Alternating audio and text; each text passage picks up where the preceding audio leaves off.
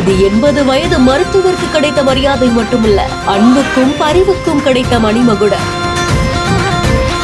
30 வருஷமா போயிட்டு இருக்கீங்க போறேன்னு நான் சொன்னேன். எனக்கு இது ஒரு ரிலாக்ஸ்ங்க, ஏங்க இன்னைக்கு பண்றீங்க அப்படின்னு சொல்லிட்டு தான் நான் இன்னைக்கு வந்தேன்.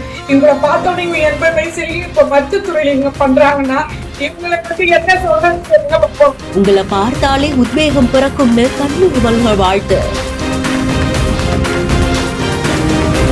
ஏழைகளுக்கு மருத்துவம் பார்க்கும் போதே சேரிலேயே மருத்துவராக உயிர் புரியணுங்கிற லட்சியம்.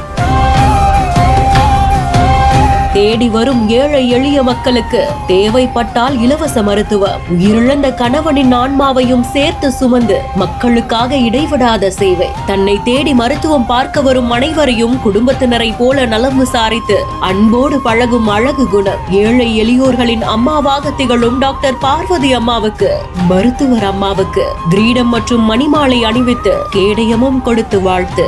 மயிலாடுதுறை மாவட்டம் தரங்கம்பாடி தாலுகா பொறையார் பகுதியில 50 ஆண்டுகளுக்கு மேலா சொந்த வீட்டுல கூட இல்லாம வாடகை வீட்டுல பொறையாறுல அரசு மருத்துவரா பணி செஞ்ச கணவர் உயிரிழந்ததுக்கு அப்புறமாகவும் தொடர்ந்து மருத்துவ சேவை புரியும் பார்வதி அம்மா அவர்களுக்கு தான் லயன்ஸ் கிளப் சார்பில் சால்வை அணிவித்து கேடயம் வழங்கி பாராட்டு தெரிவிக்கக்கூடிய காட்சியை பார்த்துட்டு இருக்கீங்க. பார்வதி அம்மாவுக்கு நீங்களும் உங்களுடைய வாழ்த்துக்களை கமெண்ட் செக்ஷன்ல சொல்லுங்க. மேலும் செய்திகளுக்கு பிஹைண்ட் நோட்ஸை ஃபாலோ பண்ணிக்கோங்க.